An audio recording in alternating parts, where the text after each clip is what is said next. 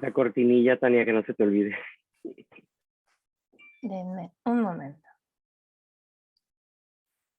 Buenos días a todas y a todos. Bienvenidos a este tercer día de actividad del segundo foro de Carbono Azul en México. Les pido nos den unos minutos en lo que todos los participantes van entrando y en lo que iniciamos la transmisión vía Facebook. Muchas gracias. Bienvenidas y bienvenidos.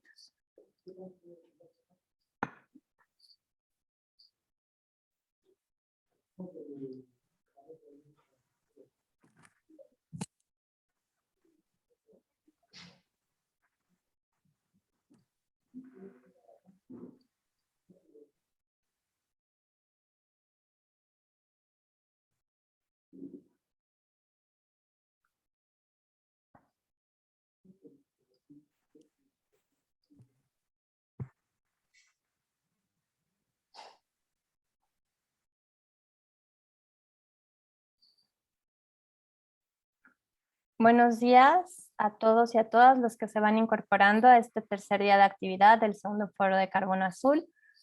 Les pido nos den unos minutos en los que terminan de entrar los participantes y en lo que iniciamos la transmisión vía Facebook.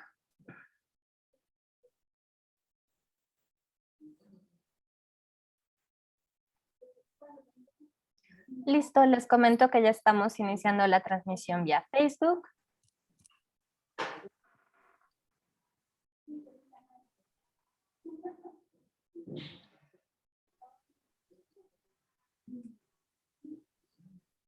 Ok, listo, en este momento les cedo la palabra a Mónica Franco, directora de Costa Salvaje, para que dé las palabras de bienvenida. Gracias. Gracias, Tania. Muy buenos días a todas y todos. Muy bienvenidos sean a nuestro tercer día del segundo foro de Carbono Azul en México 2021. El día de ayer tuvimos una sesión muy interesante con 2 mesas de trabajo sobre metodologías para estimación de carbono azul en manglares y en ecosistemas que no son de manglar, específicamente para pastos marinos. Y fue súper interesante, estamos muy contentas y agradecidas con las personas, los expertos que participaron en esta mesa y que nos compartieron sus experiencias y conocimiento trabajando en México. El día de hoy nos vamos a enfocar a política pública para nuestro país. Esperamos que de nuevo se cree una discusión y un espacio en el que todas las personas que están participando puedan compartir experiencias y compartir también sus dudas, ¿no? Los invitamos cordialmente a que participen a través del chat y a través de la sección de preguntas y respuestas. Y doy las gracias, por supuesto, a los ponentes que tendremos el día de hoy. Y cedo la palabra a mi compañera Ana Laura. Muchas gracias por tu participación. Y bienvenidas y bienvenidos. ¿Qué tal? Buenos días. Pues muchas gracias. Seguimos con este segundo foro sobre carbono azul. En este caso, en este día, que es el día número 3, pues vamos a tener 2 pláticas muy interesantes. La primera está dada por Efraín Olachea. Él es un joven mexicano proclamado agente de cambio, apartidista y progresista, nacido en Ensenada, Baja California, abogado de profesión, egresado del Tecnológico de Baja California. En 2017 obtuvo su grado de maestro en Derecho Ambiental y Política Pública por el Centro de Investigación y Aprendizaje de Medio Ambiente, Universidad del Medio Ambiente, con la investigación titulada El carbono azul y la Convención de Ramsar como estrategias para la gestión ambiental y manejo adaptativo de humedales en Baja California. Efraín posee 10 años de experiencia en la gestión de proyectos de conservación y la práctica de derecho ambiental nacional e internacional, habilidades que han sido adquiridas en su trayectoria dentro de Costa Salvaje. Finalmente, le gusta viajar por las áreas naturales protegidas del mundo para inspirarse. Uno de sus animales favoritos es el tiburón ballena y sueña en viajar a la Patagonia para ir a abrazar un pingüino y ojalá que lo haga pronto. Muchísimas gracias y adelante.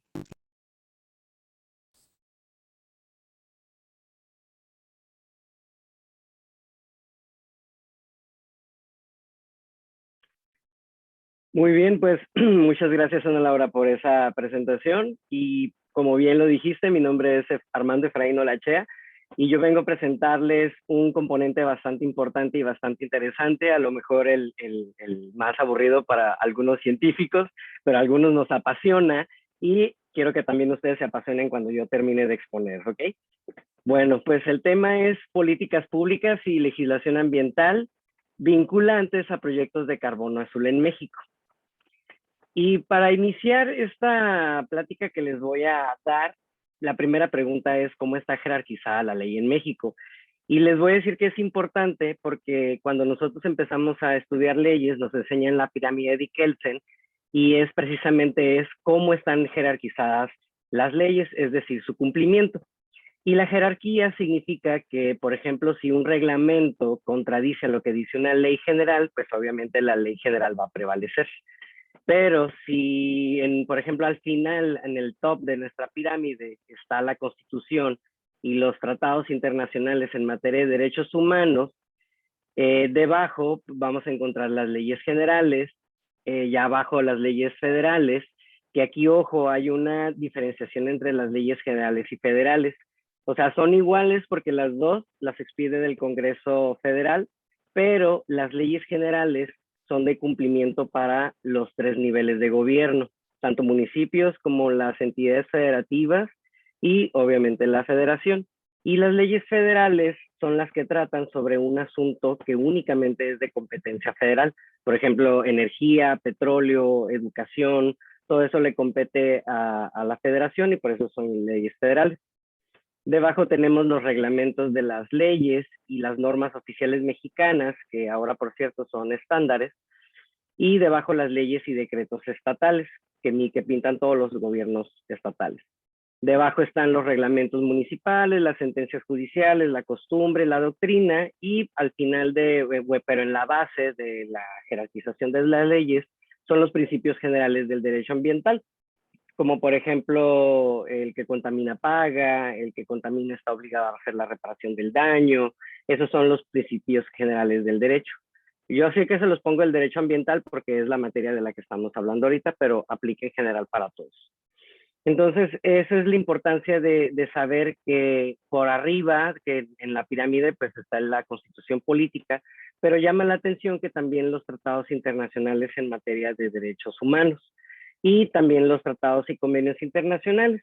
Y eso porque la Suprema Corte de Justicia de la Nación, quien es el órgano mayor en nuestro país para resolver controversias de carácter constitucional y también para el establecimiento de criterios, hubo una discusión antes en la que decían que la Constitución estaba por debajo de los tratados internacionales, es decir, que en la pirámide en algún momento estuvieron los tratados internacionales, después cambian los ministros y después lanzan nuevos criterios, y el último fue ¿no? Que los tratados internacionales y la Constitución están en el mismo nivel. Ahora bien, para ponerles de ejemplos de leyes federales y leyes generales de las dos, que les digo que las dos las expide el Congreso de la Unión, tenemos la Ley General del Equilibrio Ecológico y la Protección del Ambiente, que es nuestra ley marco, que data desde 1989, y está también la Ley Federal de Procedimiento Administrativo, la Ley General de Cambio Climático, Ley de Aguas Nacionales, la Ley Federal de Responsabilidad Ambiental y la Ley General de Desarrollo Forestal Sustentable, por mencionar algunas nada más. Pero estas sobre todo son las relacionadas al carbono azul, que eso sí se las pongo aquí en esta lámina.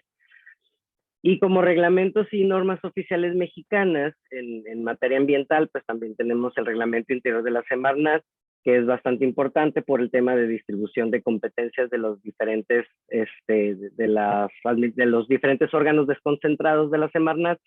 Es por eso su importancia. Y también tenemos el reglamento de la Ley General del Equilibrio Ecológico y la Protección al Ambiente en materia de evaluación de impacto ambiental. Igualmente está en materia de áreas naturales protegidas, en materia de control de emisiones y transferencia de contaminantes. Y en cuestión de reglamentos, tenemos el de la Ley General de Cambio Climático en materia del Registro Nacional de Emisiones, el reglamento de la Ley de Aguas Nacionales, el reglamento de la Ley General de Vida Silvestre, y uno muy importante que es el que regula toda la zona costera de nuestro país, que recordemos que es bastante amplia, más de 11.200 kilómetros, que es el reglamento para el uso y aprovechamiento del mar territorial, vías navegables, playas, zona federal marítimo terrestre y terrenos ganados al mar. Es la ley con el nombre más largo, pero este es bastante importante en el tema de regulación de la zona federal marítimo terrestre, que es donde están albergados muchos de los ecosistemas de carbono azul.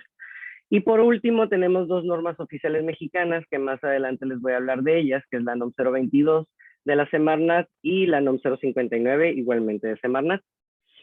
Y bien, todo esto que les estoy contando en relación con cómo va jerarquizar las leyes y hablarles un poco que nuestra constitución política es la que establece la propiedad del agua como de la tierra, donde precisamente hay ecosistemas que albergan el carbono azul.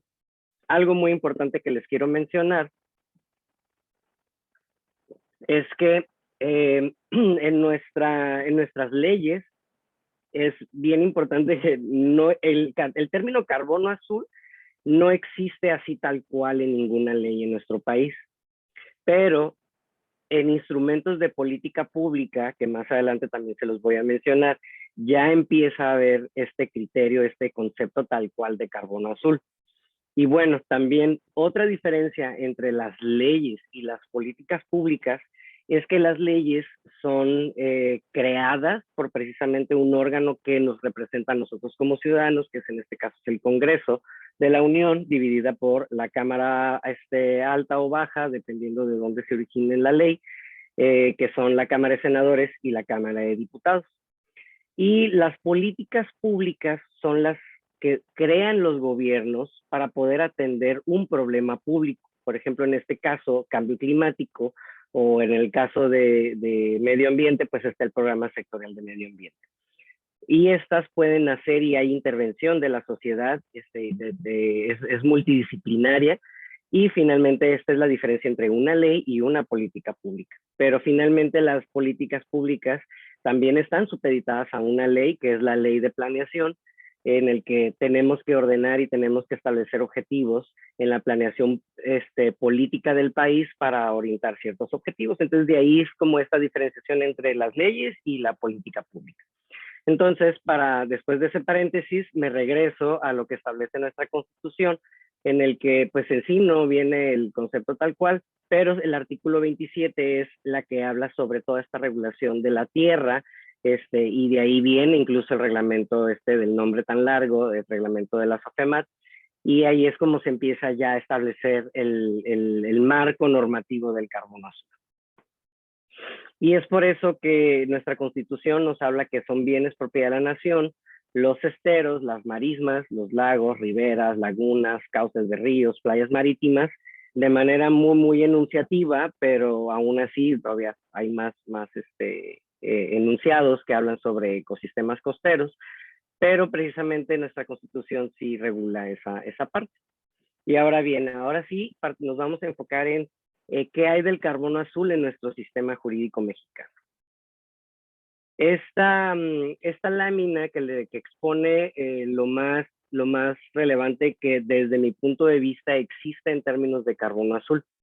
Porque como bien les decía, en nuestra Constitución, el artículo 4 es uno de los artículos que incluso están casi transcritos, igual que muchas constituciones del mundo, incluyendo hasta la de Francia, la de Costa Rica, España, está transcrita porque precisamente entre la cooperación internacional, México se obligó a que con la firma de unos tratados internacionales, que más adelante les voy a explicar, México se adhiere a ciertos acuerdos que establecen las conferencias de las partes, y en una de ellas se establecieron precisamente que era una premisa fundamental garantizar el derecho al medio ambiente como un derecho humano.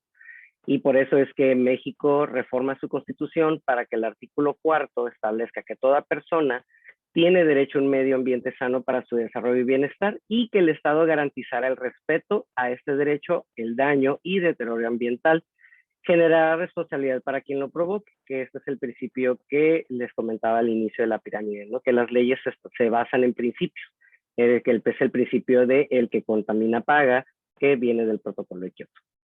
Ya me estoy adelantando, pero Después tenemos la Ley General del Equilibrio Ecológico y la Protección del Ambiente, que les comenté que era nuestra ley marco.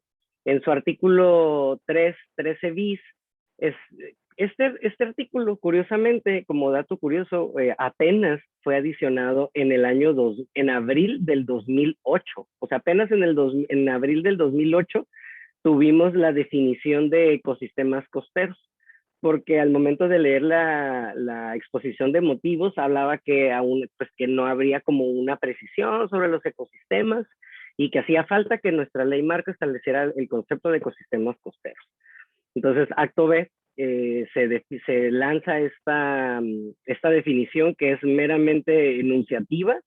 Al final ya tiene algo más descriptivo, pero entre todo el portafolio de ecosistemas que define la ley, sobresalen que esta definición sí menciona ya las marismas, los manglares, las selvas inundables, los ecosistemas formados por comunidades de macroalgas y de pastos marinos. O sea, aquí ya está reconociendo incluso a los pastos marinos.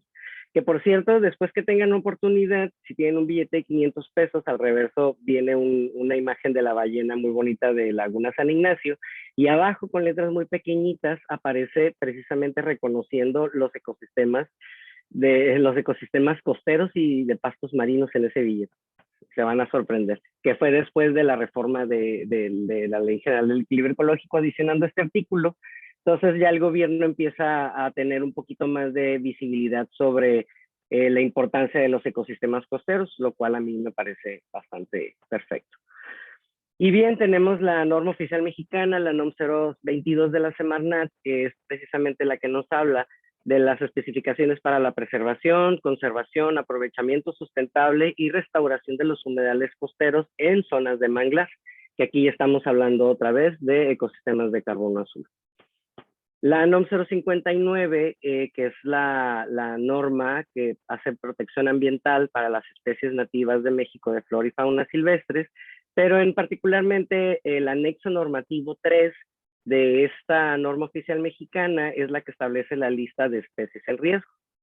Y dentro de esta lista se consideran especies de manglares, pastos marinos y marismas, que más adelante se las voy a especificar más claramente.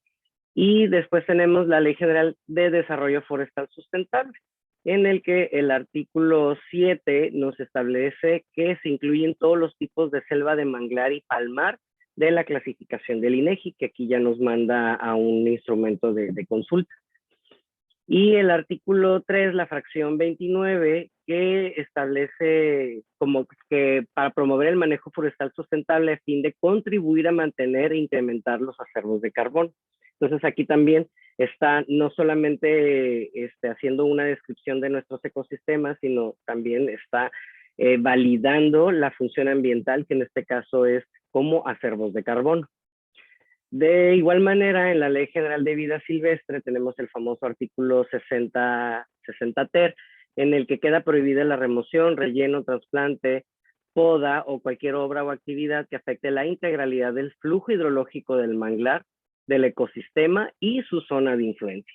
Este artículo está asociado incluso con algunos ya criterios de la Suprema Corte de Justicia de la Nación, en el que ha favorecido a los manglares para el otorgamiento de sentencias. Entonces, incluso no es el tema de esta exposición, pero sí les comento que la Suprema Corte ya ha empezado a establecer criterios ambientales a favor del manglar, en el caso de una propiedad en Cancún, en el que para justificar la sentencia se fue directamente a la exposición de motivos de la NOM 022, que establecía cuáles eran las funciones ambientales y de protección de los manglares, y recayó en que se estableció esa sentencia en el que se prohibió la poda de manglar antes de que existiera este artículo 60-3.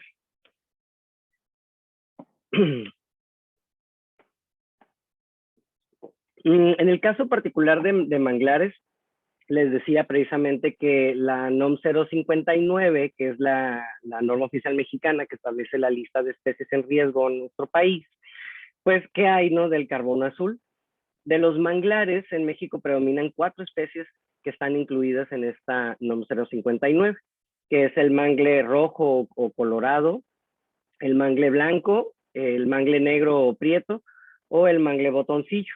La primera de ellas, el mangle rojo, bueno, de hecho las 4 especies las tenemos como amenazadas en nuestra NOM 059, pero existen 2 especies más con una distribución restringida en el estado de Chiapas, pero estas no figuran en la NOM 059, pero sí en la lista roja de la UICN, que son la Avicennia bicolor y el mangle botoncillo peninsular. Esas no están en la NOM 059, pero sí les nada más hago referencia que están en esta lista roja internacional. La primera de ellas como vulnerable y la segunda, el mangle botoncillo, como una especie de baja preocupación. Y hago notar también que los manglares de México representan el 6% del total mundial y colocan a nuestro país en el 4º lugar de países que poseen este ecosistema, tan solo por debajo de Indonesia, Australia y Brasil. Entonces es por eso que nuestro país debe de tener estas políticas públicas orientadas a la conservación de estos ecosistemas tan importantes que a lo largo del foro han estado mencionando los científicos, la importancia de estos ecosistemas en la lucha contra el cambio climático y que trae varios aportes y beneficios a nuestra humanidad. ¿Y qué tenemos de los pastos marinos? ¿Qué especies de los ecosistemas de carbono azul están enlistados en la NOM 059 de Semarnat? De pastos marinos, apenas en el 2019, el Consejo Consultivo de la Semarnat ya incluye en la NOM 059 9 especies dentro de 6 géneros de estos pastos marinos. En el primero tenemos pues pastos marinos, la zósfera marina, el Philosphaerix culleri, el Philosphaerix torreyi, tenemos la hierba de tortuga, otros pastos marinos, hierba de manatí, otro pasto marino y el pasto estrella. Algunos nombres de verdad un poco difíciles de pronunciar para un abogado, pero lo que sí les puedo decir es que dentro de la NOM 059, la primera de su pantalla de izquierda a derecha las tenemos sujetas a protección especial. 2 de ellas están como amenazadas, la siguiente también está sujeta a protección especial y amenazada. Ninguna de ellas está en peligro de extinción. Sin embargo, actualmente alrededor de 16 áreas naturales protegidas en la zona costera protegen a las praderas de los pastos marinos. De marismas, la verdad no me quise meter en problemas, eso se lo dejo a los científicos porque realmente las variedades son muy distintas en todas las regiones del país, entonces esa sí se necesitaría una charla específica, ¿verdad? Pero entre manglares y pastos marinos, esto es lo que yo encontré dentro de la literatura y dentro de nuestra norma oficial 059. Y bien, ¿para qué les está sirviendo todo esto que les estoy mencionando, ¿no? Del marco normativo que hay de políticas públicas? ¿Para qué nos sirven proyectos de carbono azul en México?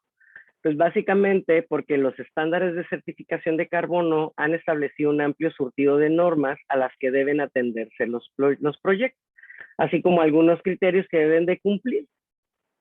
Y bien, pues en términos de estos proyectos que ustedes finalmente hay que instrumentarlos, hay que escribirlos, hay que financiarlos, tienen unos componentes legales, pero obviamente las certificadoras deben de cerciorarse que en los países en donde se van a desarrollar estos proyectos de carbono azul, pues existen las bases, ¿no? de cómo está regulado nuestro carbono azul, es decir, los manglares, las marismas y los pastos marinos. Y bien, entonces es por eso que no todos los estándares de certificación disponen de una sección dedicada al marco legal y normativo bajo el cual se llevan a cabo las actividades del proyecto. No obstante, esta información será necesaria para llenar varias secciones de la plantilla del proyecto. Y esto porque, como bien les decía, es muy diferente que las certificadoras vayan a certificar un proyecto en México o que en Indonesia o en Estados Unidos, porque las leyes de los diferentes países tenemos diferentes sistemas democráticos. Es por eso que los que vayan a ejecutar proyectos de carbono azul también sepan cómo manejar el marco normativo de su país para que también las certificadoras puedan hacer sus investigaciones pertinentes y así pues ya ustedes también tengan un poco más de seguridad de que los proyectos sí van a tener una seguridad legal, ¿no? Entonces, ¿para qué nos puede servir? Precisamente se puede utilizar para explicar el contexto de las actividades del proyecto y la situación base actual. En este caso, en nuestro país tenemos programas de manejo de las áreas naturales protegidas, que también finalmente son leyes porque son publicadas en el Diario Oficial de la Federación. Tenemos también los tratados internacionales como la Convención de Ramsar, que habla específicamente de estos ecosistemas. Está el Plan Nacional de Desarrollo, que es la base de orientación democrática y de toma de decisiones del país. A la fecha tenemos el vigente 2019-2024. Y también otro criterio es que nos permite al proponente demostrar cómo cumplirá el proyecto con los requisitos legales del país receptor, en este caso México, incluyendo la obtención de todo permiso gubernamental que pueda ser necesario, que las actividades no son ilegales y que se han previsto todas las autorizaciones requeridas. En este caso, por ejemplo, en el caso de siembra de propágulos de mangle, se necesita un permiso especial por parte de la autoridad ambiental. O sea, no se pueden ejecutar proyectos de restauración de mangle sin que tengas un permiso que te permita la reforestación o, en su caso, los estudios o las autorizaciones para la aforestación. Entonces, es por eso que es importante también conocer el reglamento interior de la Semarnat, conocer toda la base administrativa para este tipo de procedimientos. También del tema de comunidades indígenas, porque obviamente deben de ser consultadas, deben de ser instruidas, deben de involucrarse en el proyecto para que puedan tomar decisiones, ya sea en consultas públicas, en talleres, en diferentes foros en el que la participación ciudadana se dé a conocer y se involucre. Otro criterio es que se puede utilizar para demostrar que las actividades del proyecto propuestas van más allá de los meros requisitos legales y que las reducciones de las emisiones tendrán lugar a mayores de estos, como por ejemplo el aumento en la biomasa de las especies de interés comercial, de organismos de interés comercial, también que el proyecto va a tener una reforestación de un área impactada por algún huracán, qué sé yo, o también para dar actividades de educación ambiental en las comunidades. Entonces, todo este marco normativo nos permite precisamente fundamentar todos estos proyectos.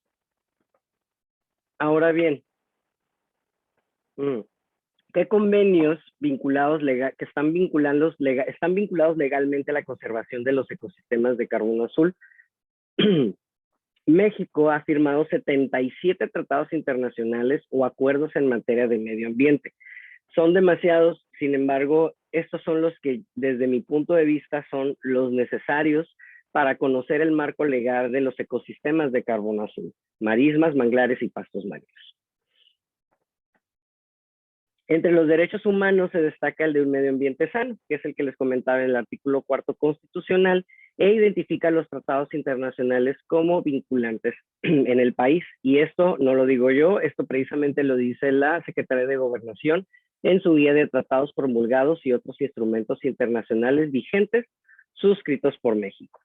Como dato útil o inútil del día, los tratados internacionales de nuestro país que se adhiere, es decir, que ratifica, porque una cosa es que un tratado internacional se haya creado en el 71, como la Convención de Ramsar, pero fue México hasta el 86, que en términos de la Ley Federal sobre la celebración de tratados internacionales, en México se ratifica todos estos convenios internacionales. Entonces fue hasta el 86, me parece bien. Ahorita viene la línea del tiempo, y ahí les voy a decir cuando México ratifica los diversos tratados internacionales relacionados con el carbono azul.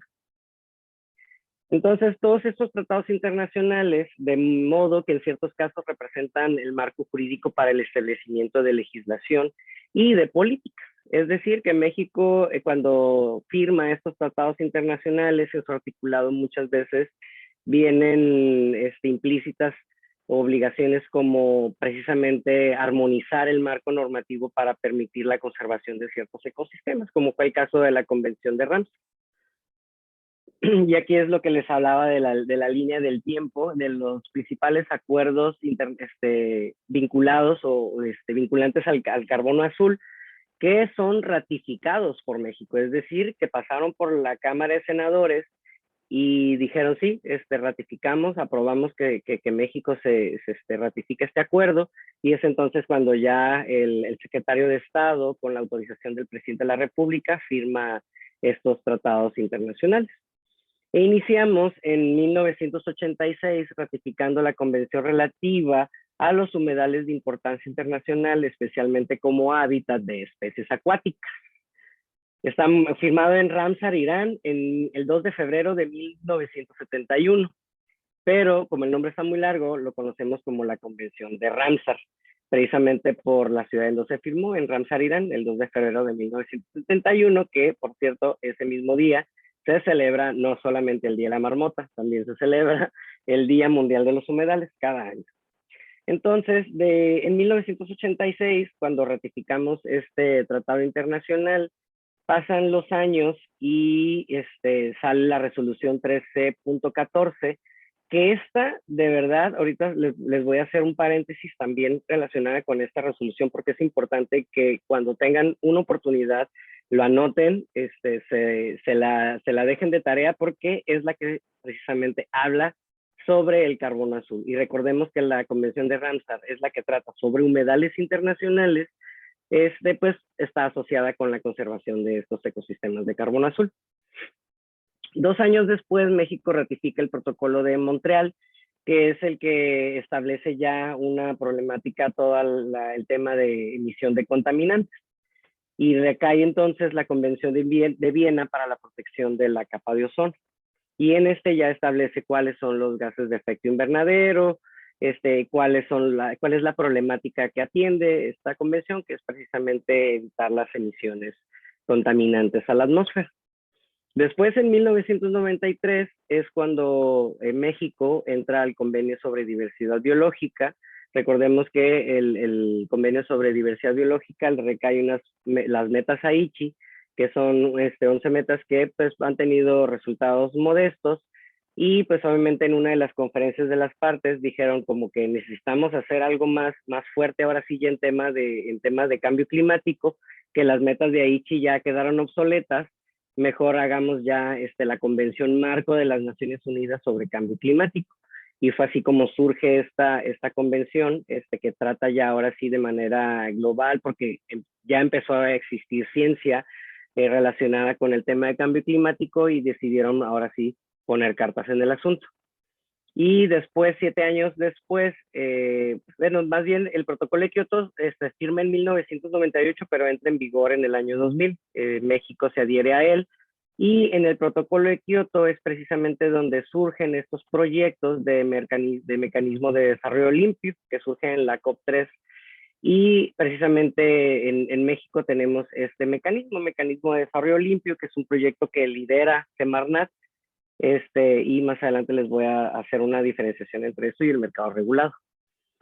En el 2015, la Asamblea General de la Organización de las Naciones Unidas, en la Cumbre Mundial sobre el Desarrollo Sostenible, lanza la Agenda 2030, que es una serie de objetivos de desarrollo sostenible que alcanzar para el año 2030. Más adelante también hay una diapositiva que les enseño cuáles son estos ODS que se le abrevian. Y en el 2016 es cuando se firma el Acuerdo de París, y de pues salen las INDC, bueno, les vamos a llamar las CDS, que son la contribución nacionalmente determinada.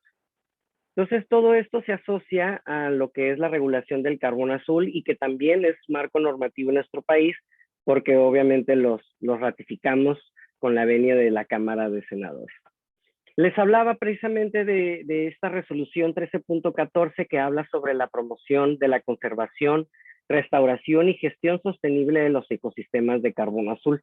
Esta ya habla particularmente de los ecosistemas de carbono azul, y fue en el 2018 cuando en la COP13 celebrada en Dubái fue que se lanzó esta resolución. Es de consulta pública, lo pueden encontrar así directamente en Google, ahí lo googlean y ya les va a lanzar directamente el primer enlace al sitio oficial de la Convención de Ramsar, y pueden descargar esta que habla sobre la promoción de la conservación, restauración y gestión sostenible de los ecosistemas costeros de carbono azul. Y esto también, al ser al derivarse de una conferencia de las partes, es decir, de los países firmantes, entre ellos México, es que nos obligamos y tenemos que incorporar en nuestras políticas públicas el concepto ya de carbono azul. Más adelante les voy a decir cómo lo ha hecho esta administración.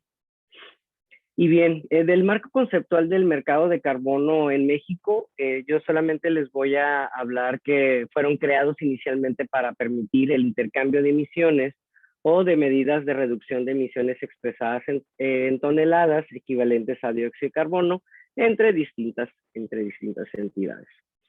Entonces tenemos que actualmente en México tenemos el mercado de cumplimiento regulado y el mercado voluntario. Quiero hacer un paréntesis aquí en relación con el mercado regulado y el mercado voluntario. Es que cuando México lanza la Ley General de Cambio Climático, establece las definiciones del mercado voluntario, que es un pilotaje, en el que dice que durará 36 meses y después transitamos al mercado regulado. Más adelante también les voy a explicar un poquito más sobre este periodo de transición y qué es lo que tenemos a la fecha. Entonces, regresando al mercado de cumplimiento regulado, este es para cumplir con estas obligaciones de cumplimientos, como por ejemplo los objetivos establecidos en el Acuerdo de París, este esquema de límites máximos, o por ejemplo el comercio de California, que ya está actualmente en vigor. Y está el mercado voluntario, que es para realizar contribuciones voluntarias. Cabe señalar que los mercados de carbono nacieron precisamente para que ciertas actividades industriales que no pueden ser detenidas porque realmente dependemos de ellas, como por ejemplo la generación de energía, pues realmente son actividades que están haciendo emisiones de gases de efecto invernadero, pero también se tiene que encontrar un mecanismo para que estas emisiones ya no estén llegando a la atmósfera, y es que se empiezan a crear estos mecanismos de mercado precisamente para la conservación de los ecosistemas costeros. Y pues bueno, tenemos precisamente regulado en el centro todos estos estándares internacionales o bilaterales de donde han nacido, como por ejemplo el protocolo de Kioto o del Acuerdo de París. Tenemos, por ejemplo, los ejemplos de normas gubernamentales, como el Plan Voluntario de Compensación de Carbono que ya están dando en España. Tienen también en España un plan de compensación de emisiones de Andalucía. Y en México no se ha quedado atrás, también tenemos algunas políticas que más adelante vienen, pero sí tenemos, ¿no? También ya estas normas gubernamentales que hablan sobre carbono azul. Y en estándares internacionales no gubernamentales que tenemos a las certificadoras, como ejemplo Verified Carbon Standard o BCS, tenemos a Gold Standard, Plan Vivo y algunas otras también a nivel internacional. Y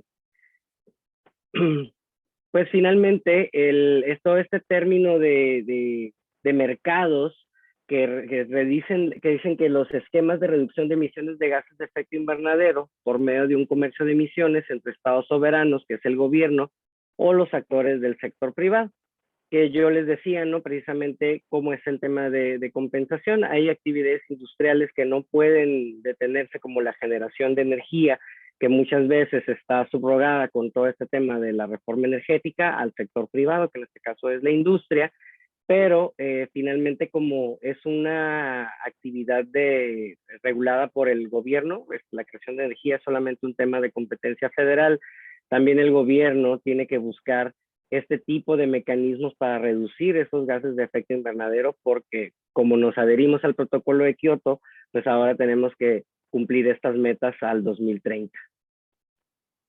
Y precisamente todos estos esquemas de mercado han estado regulados a nivel internacional a través de diversos criterios, precisamente a fin de blindar la integridad medioambiental de los bonos de carbono y de garantizar que estos representan una reducción, prevención y captación de emisiones que no sería posible sin las actividades o los proyectos propuestos, que en este caso son de carbono azul. Entonces, necesita existir todas estas normas internacionales o protocolos precisamente para blindar esta integralidad, es decir, que exista también la seguridad jurídica de que a nadie, como nos decían en el día de ayer, a nadie le gusta que le vendan kilos de 900 gramos. O sea, realmente queremos que las toneladas que secuestran y que almacenan estos ecosistemas de carbono azul, pues que realmente equivalgan a una tonelada, y es por eso que ya existe toda esa ciencia detrás del cálculo de los almacenes de carbono. Entonces, después de que ya se estima y se hace todas estas mediciones, se lanzan estos créditos, y que estos créditos pueden venderse de forma privada al mercado voluntario o en el mercado internacional, ya sea el mercado obligatorio o regulado, al precio de mercado vigente. Pero bien, les hablaba también de los objetivos de desarrollo sostenible. ¿Qué es lo que atiende el carbono azul en estos ODS? Precisamente se atienden los objetivos 13 y 14, que es el de acción por el clima y el de vida submarina, de los cuales dependen estos ecosistemas. Y bien, ¿qué ha pasado con el tema del mercado voluntario y el mercado de carbono en México? En el año 2000, cuando firmamos el protocolo de Kioto, que se ratifica, que nace el mecanismo de desarrollo limpio, que es este proyecto a cargo de la Semarnat, para precisamente reducir estas emisiones de gases de efecto invernadero. Posteriormente, en el 2012, sale la nueva Ley General de Cambio Climático, es decir, tenemos ya un marco normativo de cambio climático y es donde se crea el mercado voluntario. Pero fue 2 años después cuando el reglamento de esta Ley General de Cambio Climático nace el que es en materia de Registro Nacional de Emisiones. Entonces ya empieza a ver las bases de este mercado. Y en el año 2018, en el marco de la Conferencia de las Partes Contratantes, la COP24 de la Convención Marco de las Naciones Unidas sobre Cambio Climático, celebrado en Polonia, México ratifica el Acuerdo de París, que es ahorita el tratado internacional más importante en materia de cambio climático.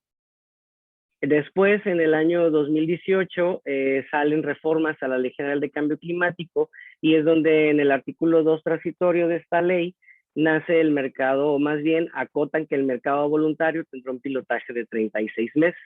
Entonces, eso venció en agosto de este año. Al presente 2021 del mercado regulado no tenemos hasta ahorita algo ya más claro. Esperamos que ya más adelante la autoridad ambiental nos determine qué avances ha habido en este tema. El mercado mexicano de carbono es un componente crucial para enfrentar el cambio climático e impulsar la justicia social en México. Esto lo dicen los diferentes autores porque realmente tenemos un país que está prácticamente rodeado por 2 océanos. Tenemos más de 12.200 kilómetros y todos ellos albergan una gran cantidad de ecosistemas de carbono azul, que de verdad son unas tumbas de carbono bastante increíbles, y es por eso que tienen que empezar ya a figurar de una manera más específica en todas nuestras políticas ambientales. Es entonces que el Acuerdo de París es esta voluntad para hacer frente al cambio climático, ya que con él se tiene por primera vez un instrumento vinculante entre países en el que cada uno se compromete y hace público sus planes, el llamado CNDC. Bueno, en nuestro país se les llaman las NDCs, que son la contribución nacionalmente determinada.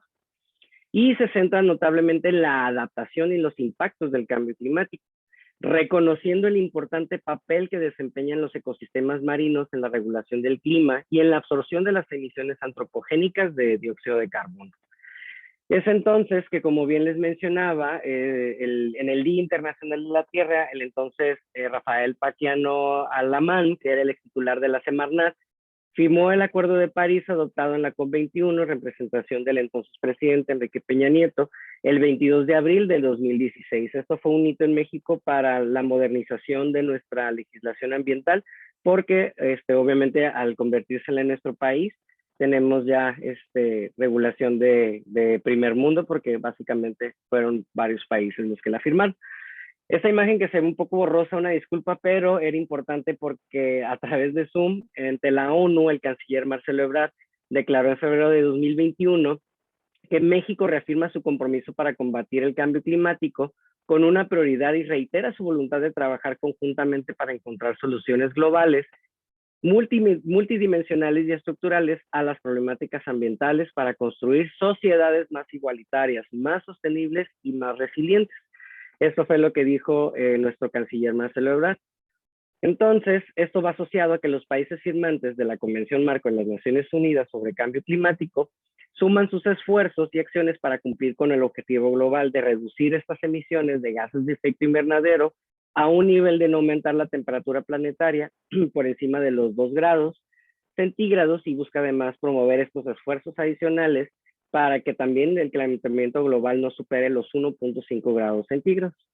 Entonces, como parte del Acuerdo de París, las partes firmantes, en este caso México, se comprometen a presentar estas contribuciones determinadas a nivel nacional, NDCs.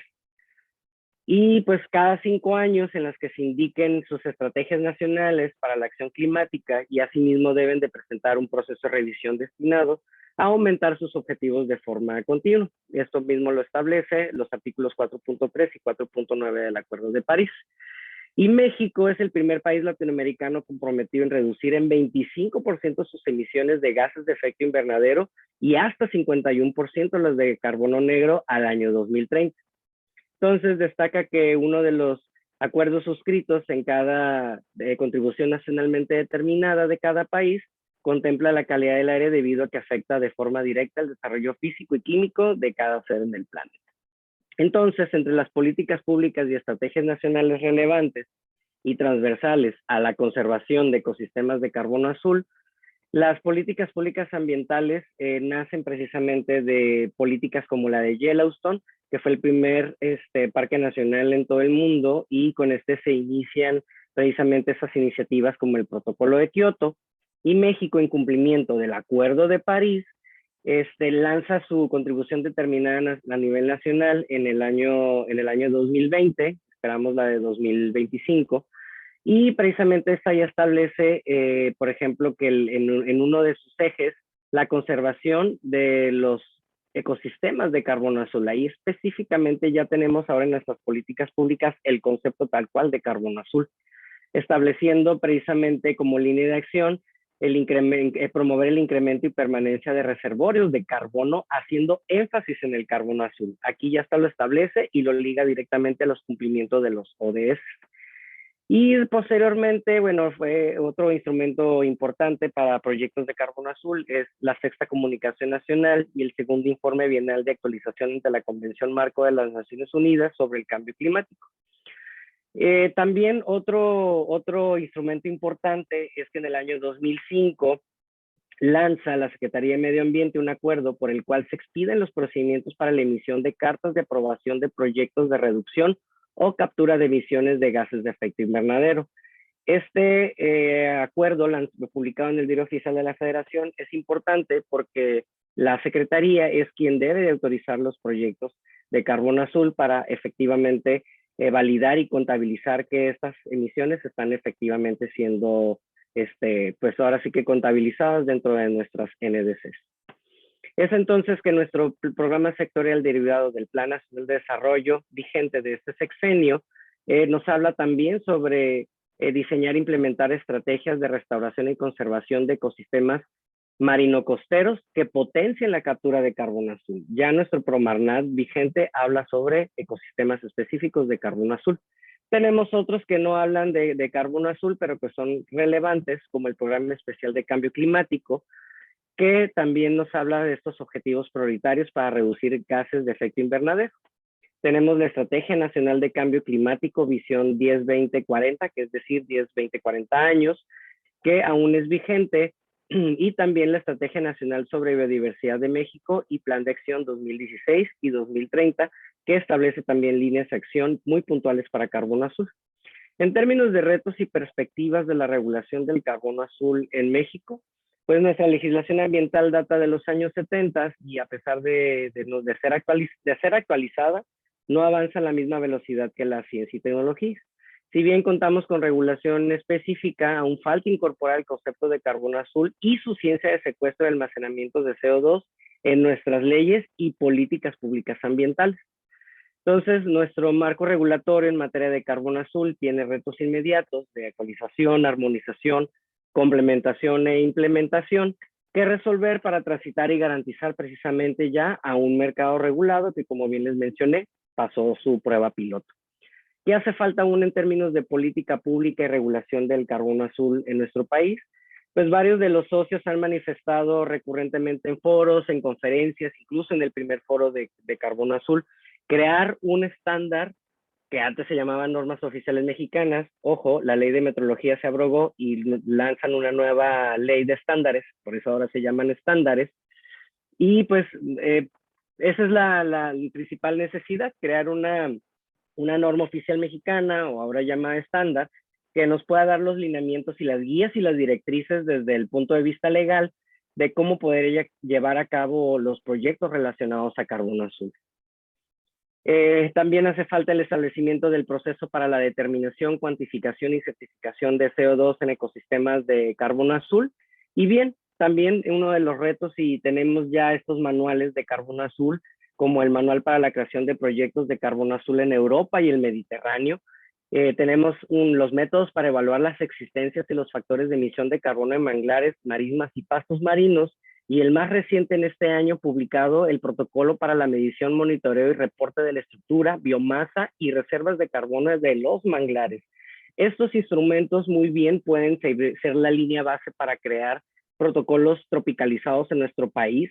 Ya no tenemos que inventar el hilo negro, tenemos ahora que innovar estos estándares, estos protocolos para poderlos adaptarlos en nuestro país, para que ahora sí podamos transitar hacia un mercado regulado de carbono, que realmente es necesario en nuestro país para poder llegar a esas metas del Acuerdo de París, llegar a que la temperatura planetaria no aumente los 1.5 grados centígrados, y bien, pues que podamos tener estas políticas y que tengamos un desarrollo de mercado de primer mundo. Muchas gracias. Yo fui Armando Efraín Olachea. Espero que tanta información les haya servido de utilidad. Gracias. Y una disculpa por haberme extendido un poco, pero creía que era un poco importante terminar lo último. Muchas gracias, Efraín, por tu exposición. Tenemos algunas preguntas del público. Me voy a permitir leerlas. Algunas ya fueron respondidas por nuestro el otro panelista. Muchas gracias, Armando, por tu apoyo. Hay una pregunta de José Martín García López. Y es, ¿por qué no se incluye en el marco normativo a los reglamentos internos o estatutos de las comunidades indígenas, donde las áreas de manglares se encuentran en sus territorios? Pues fíjate que ese tema podría decirse, en pañales todavía. Sin embargo, como los tratados internacionales son vinculantes a la legislación de nuestro país, México tiene firmado el convenio 69 de la Organización Internacional del Trabajo, que habla sobre precisamente el respeto de las costumbres y la jerarquía de las comunidades indígenas. Entonces, realmente en México debería de aplicarse ese tratado internacional que México firmó, pero sí habla sobre todos los usos y costumbres, cómo se les va a autorizar la representatividad. Incluso la misma Suprema Corte de Justicia ha dicho que la representatividad de las comunidades indígenas no necesita ni siquiera un poder legal, o sea que simplemente con que alguien llegara y se ostentara así, se le tenía que respetar. Entonces, pues sí sería parte de las políticas públicas que estos lineamientos debieran ser incorporados a nuestra legislación. Muchas gracias, Efraín. Hay un par de comentarios más de José Martín, pero no son preguntas, o más bien parecen comentarios. Así que voy a darle prioridad primero por el tiempo, a la pregunta de Mariana Miranda Castillo. ¿Cuál es la postura del gobierno mexicano frente a las negociaciones del artículo 6 del Acuerdo de París? Mira, desgraciadamente, como nosotros no estamos involucrados o no estamos dentro de la administración pública federal, nosotros somos de la organización de la sociedad civil, pero dentro, lo que sí te puedo responder como analista de política pública es que México sí ha trazado las políticas para orientarlas hacia el carbono azul. Entonces, el Acuerdo de París, toda esa información incluso lo puedes encontrar en la Sexta Comunicación, que ahí es donde precisamente habla cómo ha dado cumplimiento al Acuerdo de París. De hecho, viene bastante detallado, pero ellos alegan tener éxitos en la conservación y en el cumplimiento del Acuerdo de París. Sin embargo, para mí, desde mi punto de vista, han sido muy modestos porque no hay métricas de impacto.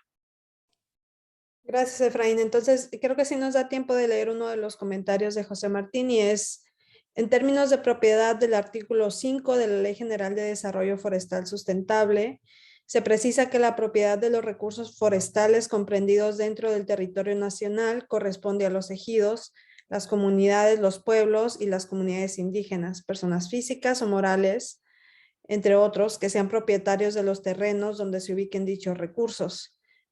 Y aquí, perdón que intervenga desde mi perspectiva, no sé si esto está relacionado o si se está refiriendo a los manglares, pero me parece que hay un tema ahí de la definición de qué es un árbol, ¿no? La altura, pero a lo mejor nuestro siguiente panelista tiene ahí algún punto de vista, ¿no? Distinto. Efraín, no sé si gustas comentar algo.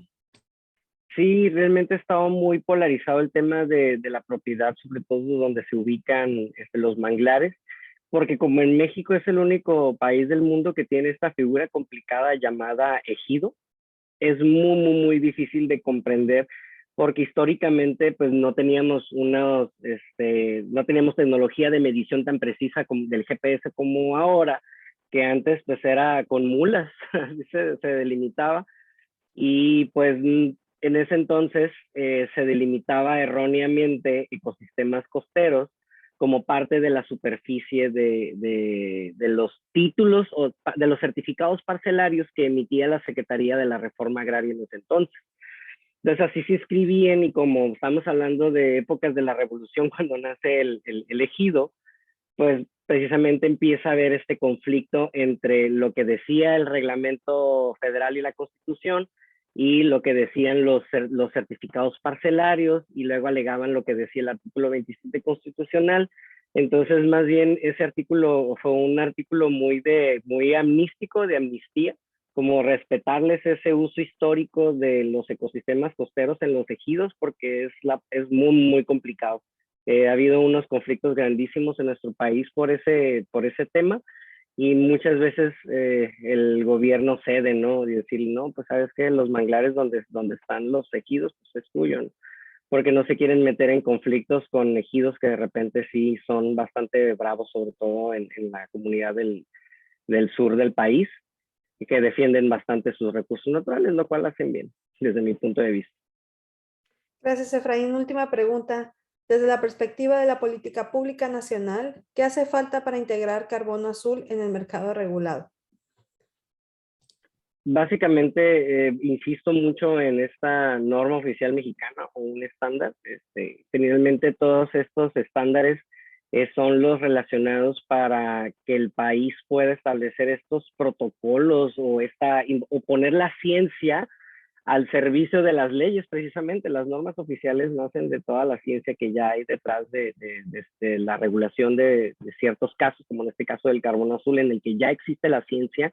Ya existen incluso no recuerdo muy bien, tengo a veces medio mala memoria, que ya nos ponía la ecuación, que hasta nos decía, esta ecuación es la que ya se puede poner en las leyes para el cálculo de los almacenes de carbono. O sea, eso es lo que ya tenemos y que ya podemos poner en un estándar o una norma oficial mexicana para poder echar a andar ahora sí el mercado regulado, términos de referencia, condiciones, y que todo vaya ligado al cumplimiento de todos estos tratados internacionales, que eso ya la base jurídica la tenemos. De acuerdo. Bueno, pues muchísimas gracias, Efraín. Vamos a tener que pedirte que revises una pregunta que quedó ahí pendiente para poder tomarnos nuestro receso de 5 minutos antes de la siguiente presentación. Regresamos.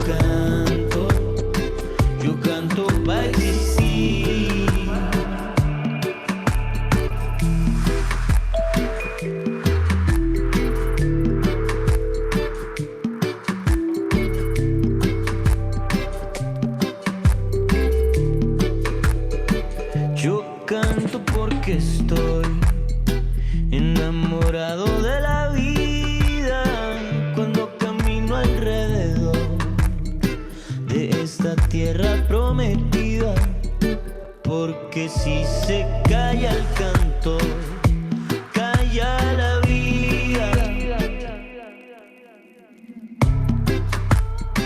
Cuando es de noche y cuando el día, canto para abrirme paso, para sentir tu abrazo. Yo canto para ti. Canto para seguir despierto en este mundo incierto. Yo canto para existir.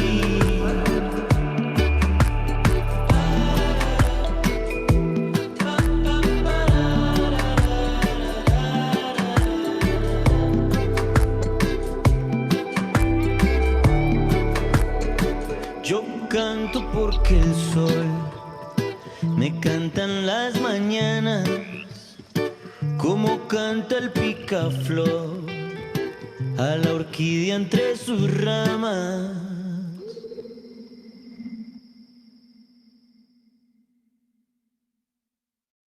Como un trazo fino de universo, vamos clandestinos, bien inmersos, bajo el mismo cielo de coral. Entre la mar somos pura hierba, somos red molecular. Somos instantes, siempre juntos y distantes. Somos lo que a nuestro antojo queramos ser. Somos instantes, siempre juntos y distantes. Somos el mundo que está bajo nuestros pies. Y vamos tranquilamente nadando contra la corriente.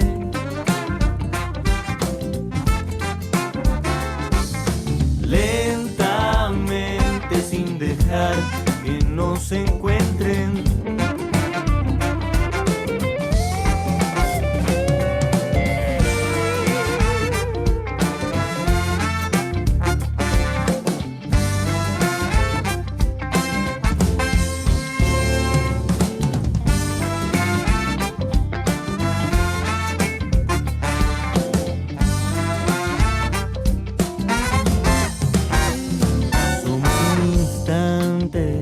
Siempre juntos y distantes, somos lo que a nuestro antojo queramos ser.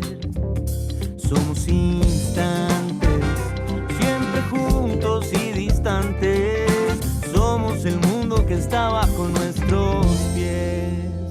Y vamos tranquilamente nadando contra la corriente. Lentamente invisibles, casi imperceptibles, como flotando entre mundos posibles. Lentamente, sin dejar que nos encuentren. Entre la hierba por el borde, resonando en este acorde subterráneo. Y vamos tranquilamente nadando contra la corriente. Lentamente invisibles, casi imperceptibles, como flotando entre mundos posibles.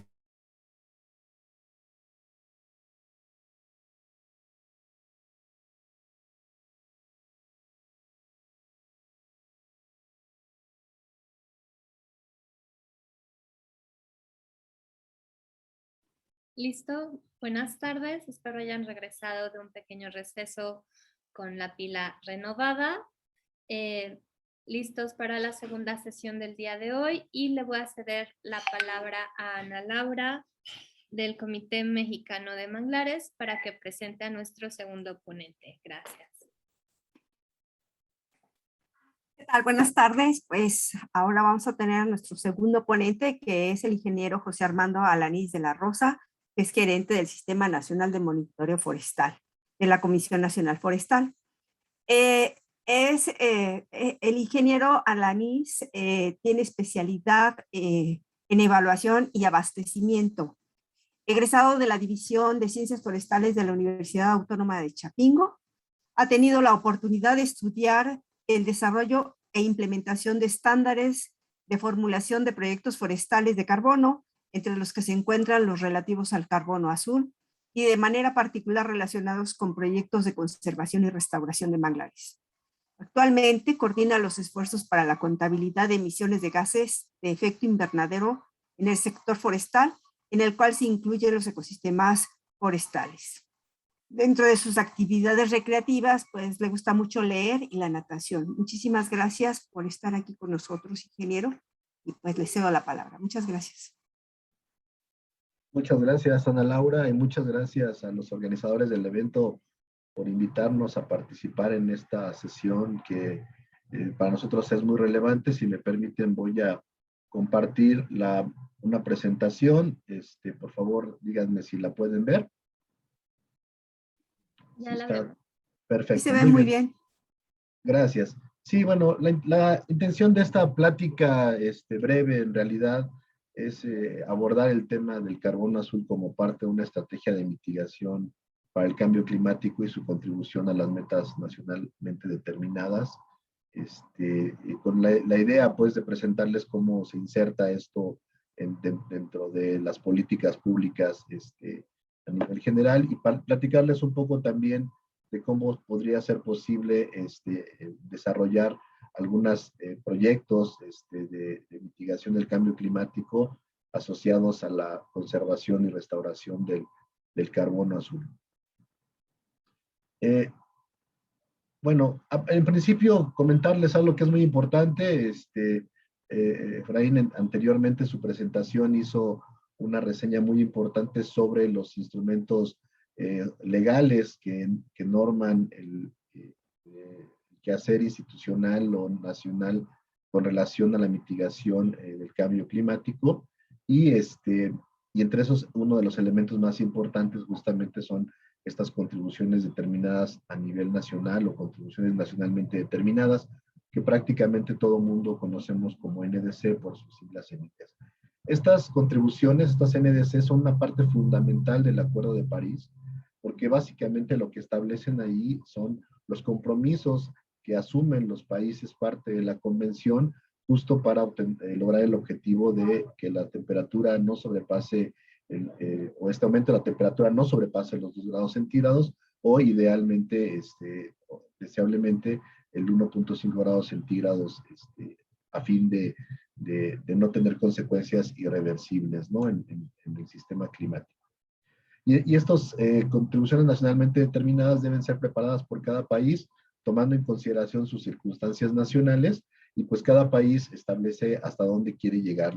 El exhorto de la Convención Marco de Naciones Unidas sobre Cambio Climático es que justamente los países sean ambiciosos en cuanto a la adopción de objetivos de mitigación y adaptación al cambio climático para contribuir a ese objetivo del Acuerdo de París. Y también se exhorta por parte de la Convención y el Acuerdo de París a que los países vayan teniendo ambiciones cada vez mayores en este proceso de revisión. Y eso pues siempre va a estar en función de las circunstancias nacionales. De hecho, en el NDC de México están establecidas 2 metas, una meta condicionada y una meta no condicionada. La meta no condicionada significa el compromiso que el país hará sin necesidad de financiamiento internacional, y la meta condicionada es la que podría llegar a cumplir nuestro país si cuenta con adecuado financiamiento y también transferencia de tecnología para poder llevarlo a cabo, ¿no? Entonces, cada país establece hasta qué punto puede cumplir o dar cumplimiento a sus compromisos de mitigación, y los establece en esta NDC, ¿no? Como ya mencionaba nuestro ponente anterior también, pues estas contribuciones determinadas a nivel nacional establecen dentro de ellas cuáles son las acciones que se van a llevar a cabo, y dentro de estas establecen en particular las que se refieren al tema de carbono azul, ¿no? Entonces, en principio, la NDC de México tiene 2 componentes principales: un componente de adaptación y otro componente de mitigación al cambio climático. El componente de adaptación, como ustedes bien saben, se refiere a reducir la vulnerabilidad de nuestro país hacia los efectos del cambio climático, reduciendo los riesgos ocasionados por desastres, o por fenómenos hidrometeorológicos, ¿no? Pero también a apoyar al hecho de que ecosistemas y comunidades se adapten a los efectos del cambio climático. Y por otro lado, el de mitigación, lo que en términos generales se refiere es cómo el país va a ir reduciendo efectivamente sus emisiones en los diferentes sectores, ¿no? ¿Qué acciones en particular se van a tomar para reducir las emisiones y por ende contribuir a disminuir la concentración de gases de efecto invernadero a nivel global, ¿no? Y algo que hay que destacar muy importante de la contribución de México es que hay una vinculación muy directa entre los componentes de mitigación y adaptación. Por eso cuando ustedes revisan la NDC de México se van a dar cuenta de que prácticamente todos los compromisos asumidos en relación a la conservación, restauración y manejo de los recursos naturales están referidos al componente de adaptación y en particular, en el caso del carbono azul, al eje C, que se refiere a la conservación, restauración y aprovechamiento sostenible de la biodiversidad y de los servicios ecosistémicos, ¿no? En este eje, como vamos a ver más a continuación, se establecen justamente acciones que tienden a fomentar la conservación, protección y restauración de ecosistemas, entre ellos el carbono azul. Dentro de este eje, como les comentaba, se establecen estos temas prioritarios, ¿no? Que están basados en la conservación y restauración de ecosistemas, entre otros los relacionados de carbono azul, así lo refiere el NDC, mares, océanos, bosques y especies prioritarias. También establece la integración de acciones para fortalecer el manejo de las áreas naturales protegidas y de cualquier otro esquema de conservación que contribuya a fortalecer la adaptación al cambio climático con pleno respeto a los derechos colectivos y de los bienes comunes de las comunidades que habitan en estos territorios, ¿no? La intención, como les dije, es aumentar la resiliencia y el desarrollo, asegurando sinergias con la mitigación del cambio climático. Esto es particularmente importante porque, les digo, hay una relación muy directa entre el componente de mitigación y adaptación del cambio climático en la NDC. Como ya lo comentaron también, de manera específica, yo destaco 3 líneas de acción que son muy relevantes en relación a este eje y que tienen que ver justamente con el alcanzar una meta de tasa cero de deforestación neta, y esto se refiere no solo a ecosistemas terrestres como tradicionalmente los conocemos, como son bosques y selvas, sino también a los ecosistemas de carbono azul, en particular los manglares y otros humedales que se dan en ecosistemas terrestres. Esta meta de tasa cero se refiere particularmente a los ecosistemas terrestres, ¿no? También establece esta segunda línea de acción el fortalecer instrumentos de política pública para implementar estas acciones de conservación, restauración y digamos también de manejo sostenible de los recursos. Quizá esta segunda acción es una de las más importantes porque lo que implica es buscar que las diversas instituciones tengan una mejor coordinación para poder implementar acciones relacionadas con la conservación, restauración y manejo sostenible de los recursos, ¿no? Y particularmente la tercera acción que destaco aquí, pues son fortalecimiento de instrumentos y la implementación de acciones para la conservación y restauración de la biodiversidad en ecosistemas marinos, costeros y dulceacuícolas, ¿no? Y sobre todo esta parte de promover el incremento y permanencia de reservorios de carbono azul, en particular, ¿no? Esto es muy relevante tomarlo en consideración como una línea estratégica de política pública en relación a la mitigación y adaptación a los efectos del cambio climático. Ahora, he hecho énfasis ahorita en el tema de los gestión de los recursos naturales, y particularmente los ecosistemas forestales, entre los que se incluyen los manglares, por ejemplo, como una parte importante de la CNDC. Para entender por qué son tan importantes, hay que voltear a ver, en este caso, los instrumentos de política pública que tenemos disponibles, como es propiamente el Inventario Nacional de Emisiones de Gases y Compuestos de Efecto Invernadero, para saber por qué son relevantes. Si ustedes ven en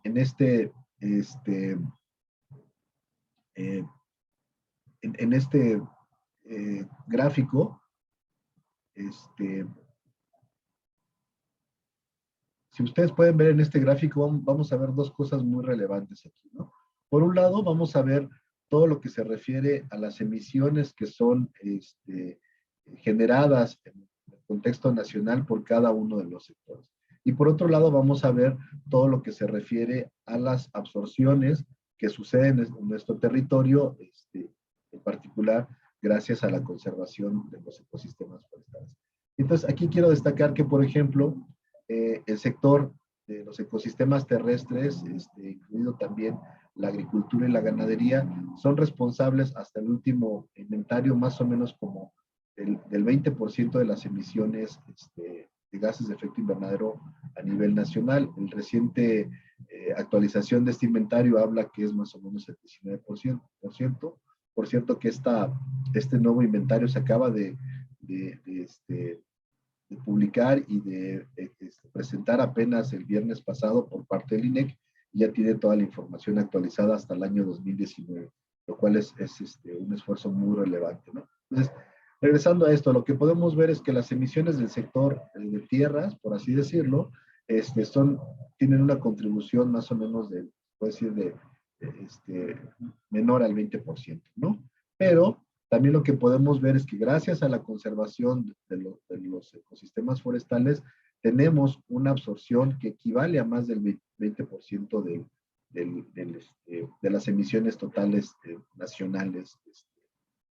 Y eso es muy relevante porque aquí lo que nos está diciendo es básicamente que los ecosistemas forestales en general son un instrumento importante para cumplir con los compromisos de mitigación al cambio climático, ¿no? Entonces, esto hace una lógica entonces de por qué la tasa de deforestación neta cero se establece como una de las principales metas de contribución hacia el cumplimiento de la NDC, ¿no? Si lo vemos esto un poquito más desagregado, vamos a decirlo así, nos vamos a poder dar cuenta de cuál es la contribución que tienen el sector de tierras y particularmente los ecosistemas forestales a reducir el balance de emisiones de gases de efecto invernadero en México, ¿no? Ustedes pueden ver que el sector de energía es el que más genera emisiones, pero también pueden ver que dentro de los demás sectores, el sector de tierras es el que tiene las menores emisiones a nivel nacional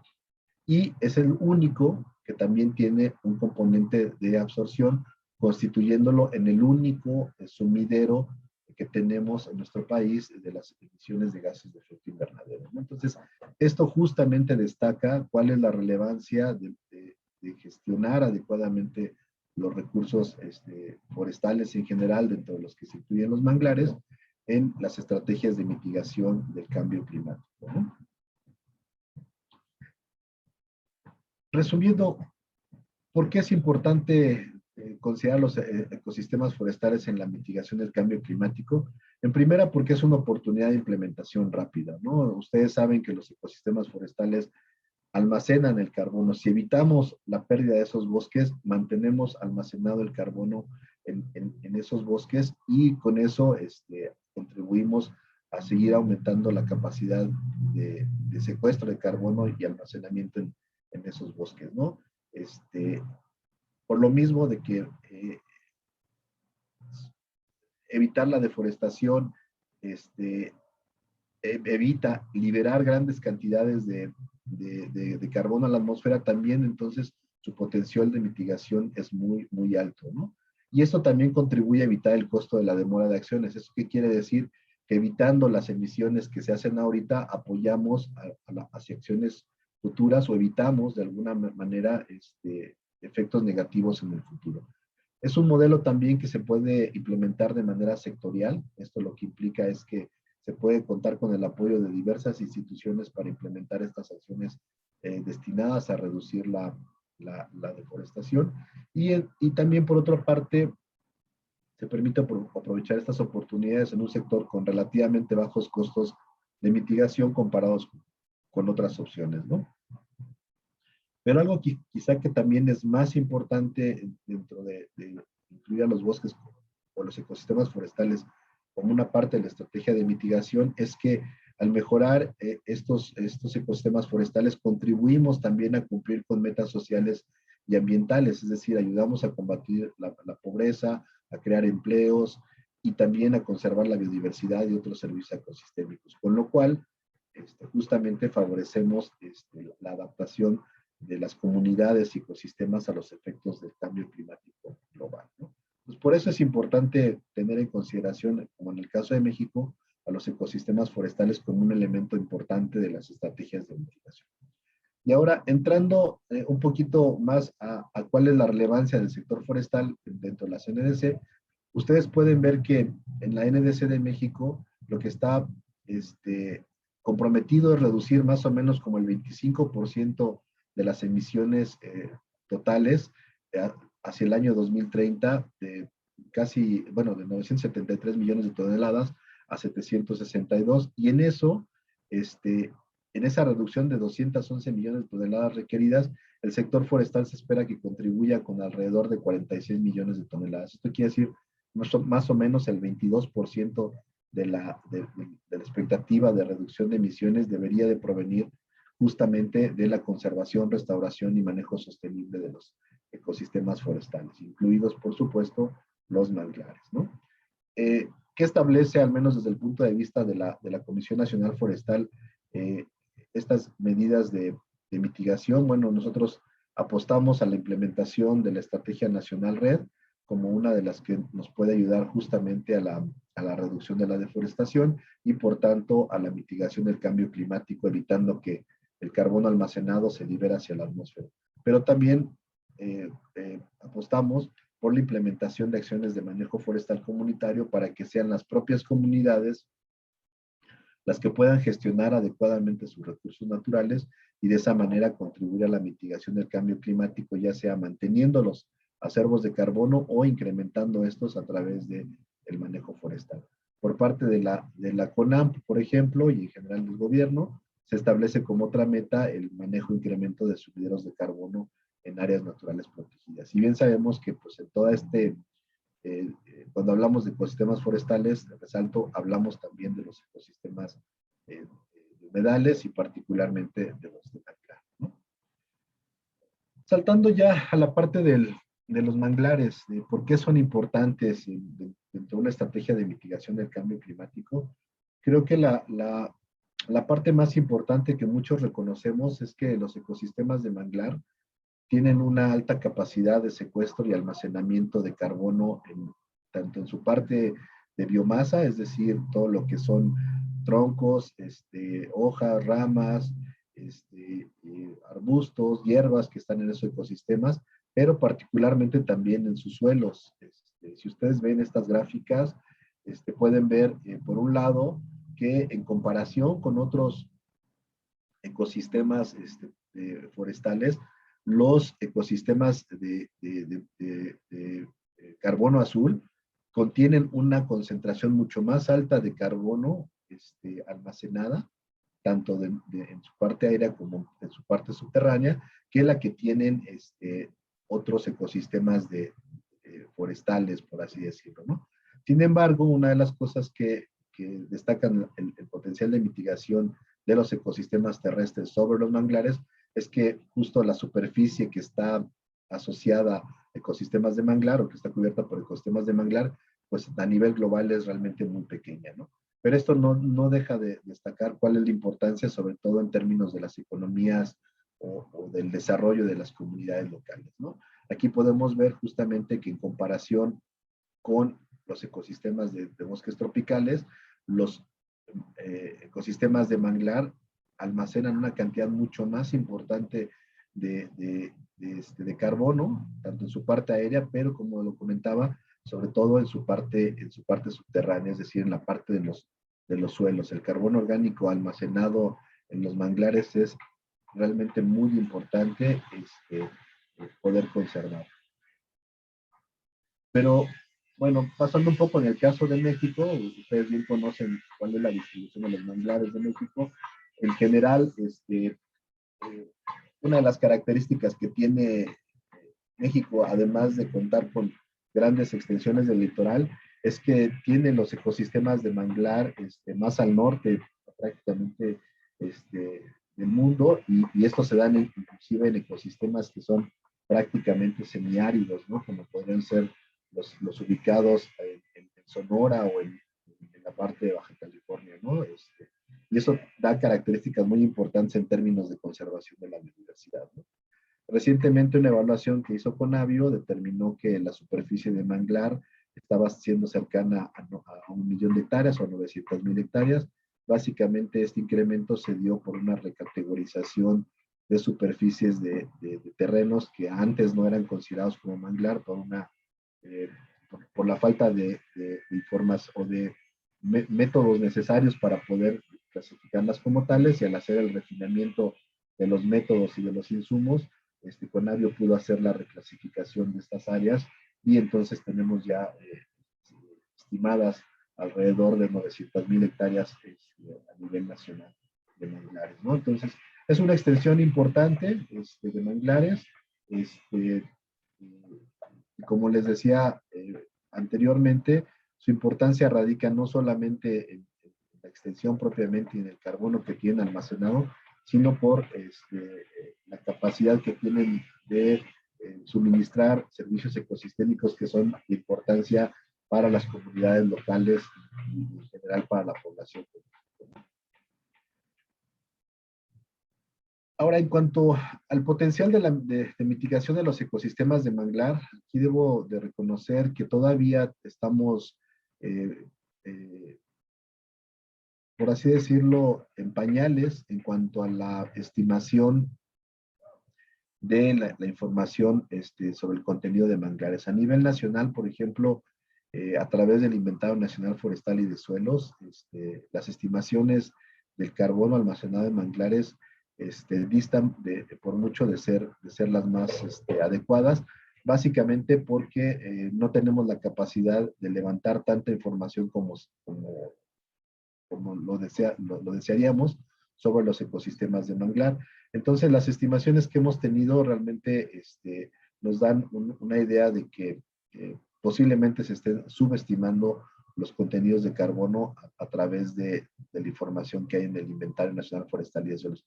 Sin embargo, estudios locales han podido determinar que los contenidos de carbono en los manglares son más importantes, con lo cual estaríamos ante una posibilidad de que su potencial de mitigación de alguna manera esté subvalorado, ¿no? En el caso de México, pero eso también abre la oportunidad de que justamente podemos pensar en el desarrollo de proyectos donde se hagan una mejor estimación de los contenidos de carbono, y con esto pues tener oportunidad de ingresar a mercados de carbono azul que permitan tener mayores beneficios, ¿no? Entonces, aquí de manera particular, en este estudio hecho recientemente, lo que pueden ver es que la estimación que está en esta línea punteada corresponde a la estimación que se hizo a través del Inventario Nacional Forestal y de Suelos.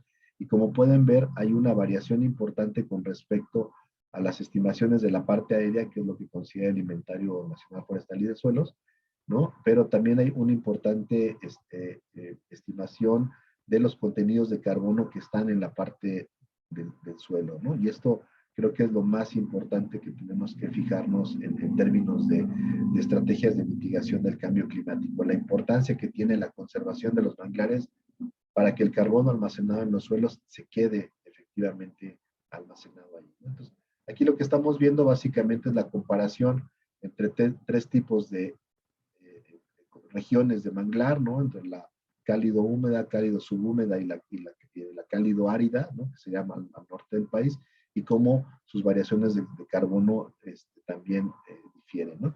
Y aquí podemos ver también una cuantificación del carbono, pero esta ya asociada a tipos de manglares específicamente, ¿no? Por ejemplo, los que son un poco más interiores, los que están a la ribera de ríos o de estuarios, los que están en alguna especie como de cuencas cerradas, o los que son de tipo arbustivo, como sucede más hacia el norte del país, ¿no? O sea, ustedes pueden ver que sus contenidos de carbono varían, pero sigue siendo muy importante la parte del carbono que tienen almacenado en su parte subterránea, particularmente en el carbono orgánico en los suelos, ¿no?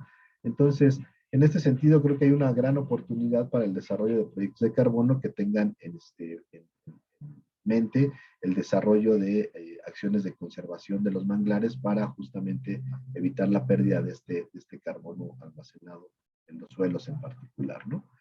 Aquí, por ejemplo, lo que se puede ver en este estudio que les estoy comentando es cuál es el potencial de mitigación, ¿no? O sea, comparado con lo que tenemos ahorita con base en las estimaciones del inventario de gases de efecto invernadero y las comunicaciones que se han hecho, pues este sería el potencial de mitigación, pero si tomamos en cuenta los datos generados por este estudio, podemos ver que esto puede ser mucho mayor. Los investigadores han estimado que podría ser hasta 31 veces mayor en términos generales, ¿no? Y también podemos ver que la contribución o el potencial de mitigación varía en función también de los tipos de ecosistema, ¿no? Siendo los que están en el sureste del país, particularmente en la península de Yucatán, los que serían más relevantes en términos de mitigación del cambio climático, ¿no? Entonces, esto nos da una idea de cómo podemos empezar a desarrollar proyectos para la conservación y mejora de los acervos de carbono en ecosistemas de manglar. Por otra parte, hay otro estudio también hecho por esta iniciativa que se llama Earth Security, que tenía la intención de estimar los potenciales de mitigación de manglares a nivel nacional, donde se destaca información muy relevante para el caso de México, ¿no? Y aquí, al contrario de lo que vimos anteriormente, donde estamos identificando una buena oportunidad en la mitigación del cambio climático a través de proyectos de conservación de los manglares, en este caso, este estudio lo que está viendo es cuál es el potencial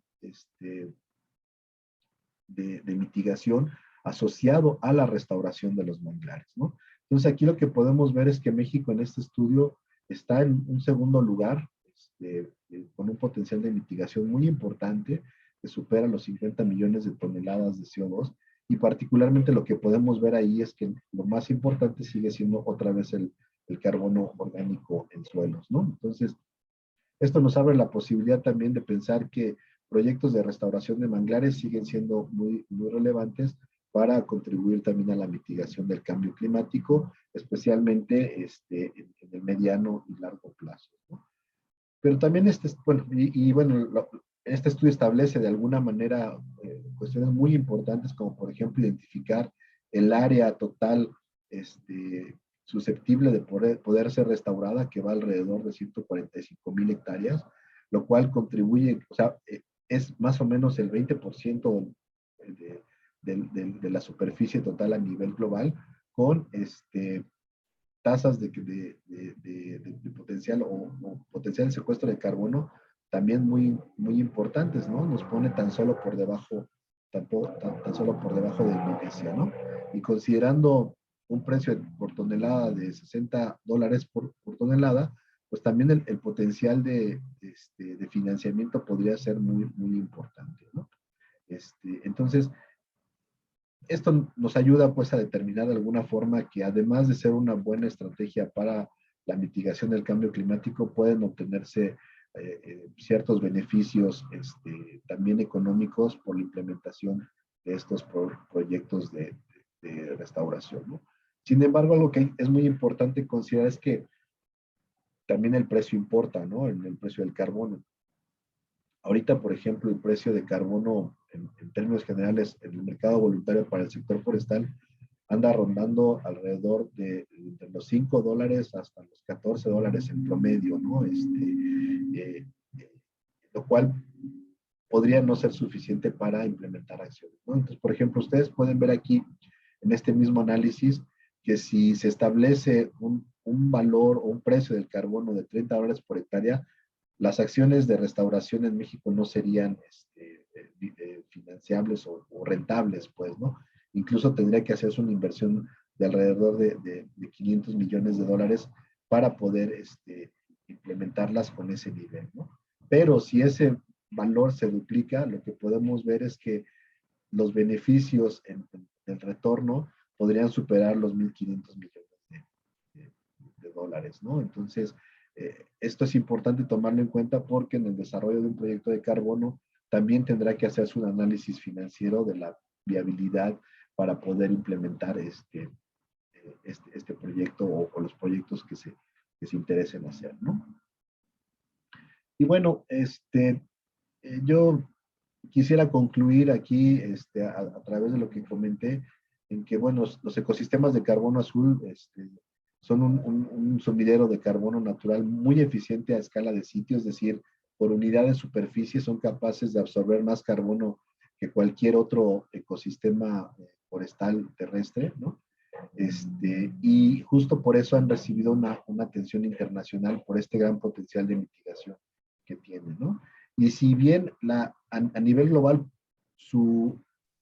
el secuestro comparado con el potencial de mitigación que pueden tener en comparación con otros ecosistemas terrestres, como por ejemplo los bosques tropicales, puede verse disminuido porque es una extensión menor, en los países que tienen zonas costeras, como es el caso de México, se vuelven muy importantes también los ecosistemas de manglar y los proyectos de carbono azul, porque también son capaces de entregar beneficios adicionales de conservación de la biodiversidad, pero también de tipo social, que son muy, muy relevantes, ¿no? Y lo muy importante también aquí, como lo vimos, es que la conservación de estos ecosistemas mantiene justo el secuestro de carbono al futuro y evita las emisiones derivadas del cambio de uso de tierra y especialmente en el caso del carbono orgánico almacenado en los suelos, ¿no? Entonces,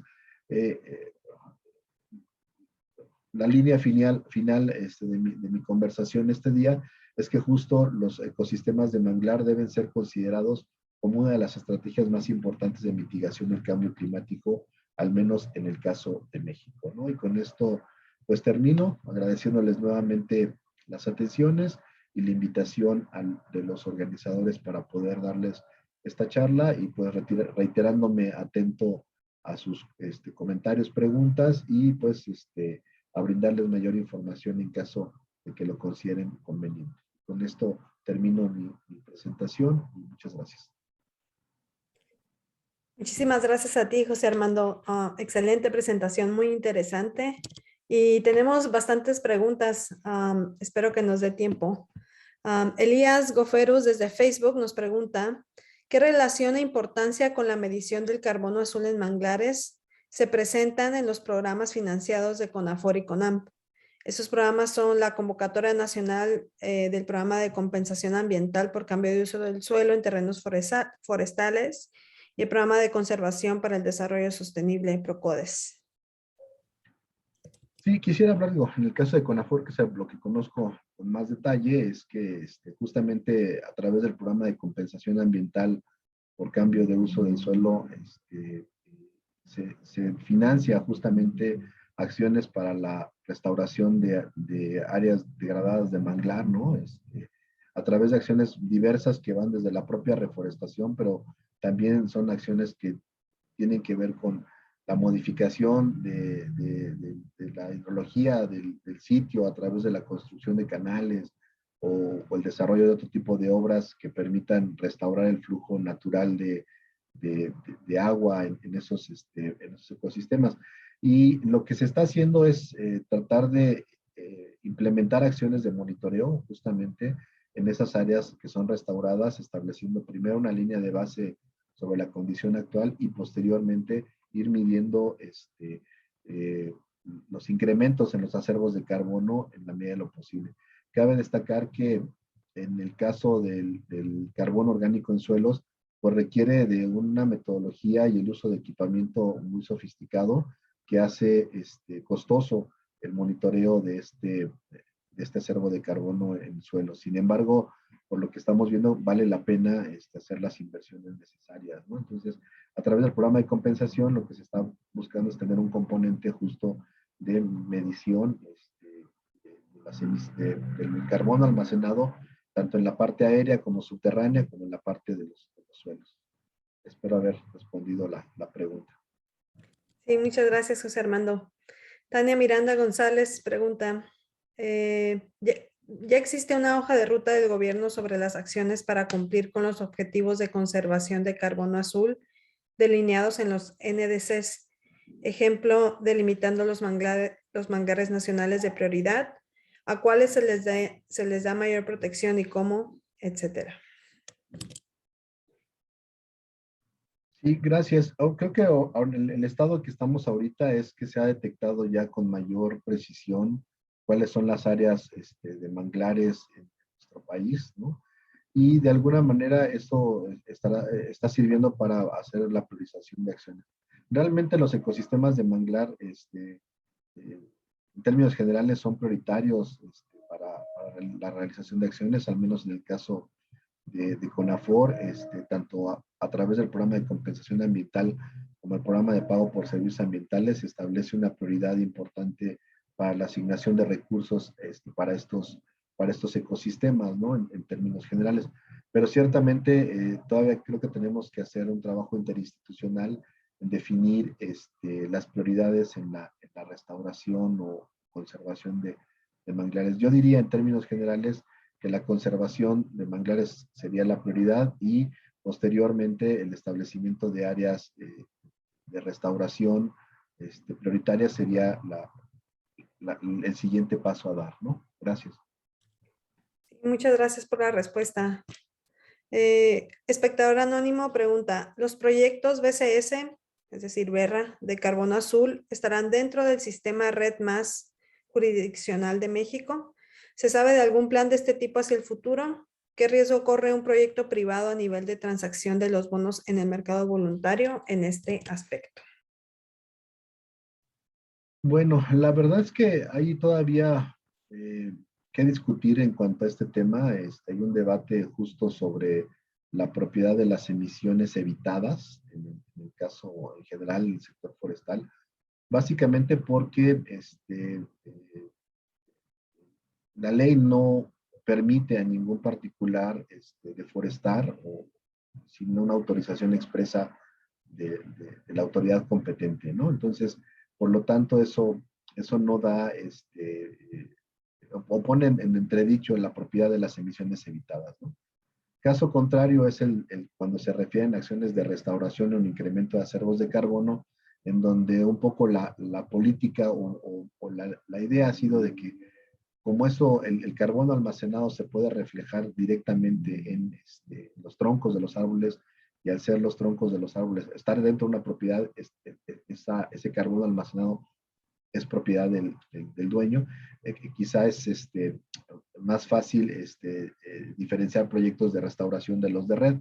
En el caso de red, lo que se está pensando básicamente es fomentar enfoques jurisdiccionales, como bien aquí se comenta, y esos enfoques jurisdiccionales lo que tienen como una de sus características es que deben de ser implementados a nivel de estados, como el nivel más bajo, o a nivel nacional, o bien de territorios plenamente reconocidos de pueblos originarios que cumplan con ciertos criterios. Y esto básicamente se hace porque está reconocido que las políticas necesarias para reducir la deforestación están asociadas, valga la redundancia, con acciones de política pública, incluso donde es muy difícil que a nivel de proyectos se puedan abordar adecuadamente, y particularmente el caso de las fugas, es decir, el desplazamiento de las emisiones ocasionadas por la implementación del proyecto. Entonces, creo que todavía queda un debate que en ese sentido, pero bueno, creo que también los foros para tener este debate están abiertos, particularmente en torno al sistema de comercio de emisiones de México y también en el ámbito del Consejo Nacional Forestal, particularmente para el caso de CONAFOR, ¿no? Gracias. Muchas gracias, Armando, por tu respuesta. También tenemos otra pregunta.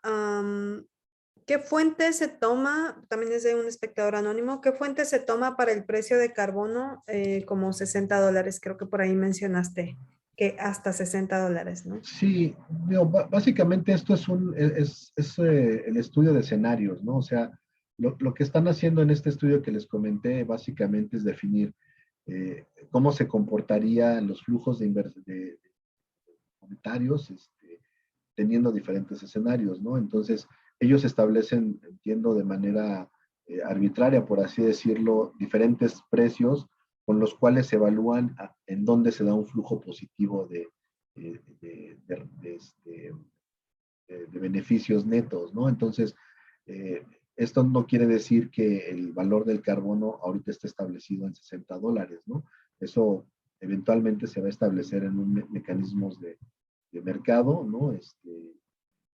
Y ellos lo que hacen es evaluar justamente en qué rango de precios podría haber estos beneficios netos, ¿no? Entonces, son escenarios hipotéticos, ¿no? Que se usan justamente para hacer el análisis. Esto también, algo que sería importante es que no tomemos esto como una verdad, sino que también justo cuando se hagan los análisis a nivel de proyecto, se puedan hacer los análisis financieros correspondientes para ver en qué punto es donde se establece el balance de los flujos de capital, por así decirlo, y a partir de cuándo es rentable la implementación de un proyecto, ¿no? Gracias. Muy bien, muchas gracias. Tania Miranda González pregunta, dentro de la acción C1 de los NDCs de adaptación, ¿se contempla la idea de incluir los ecosistemas marino-costeros dentro del objetivo de lograr deforestación cero para el 2030? Sí, en términos generales digo, la meta de deforestación cero se refiere a ecosistemas terrestres, y en esos están contemplados como parte de los mismos los ecosistemas costeros, ¿no? Particularmente los de manglares y otro tipo de ecosistemas como selvas inundables y demás, sí están considerados dentro de esta meta.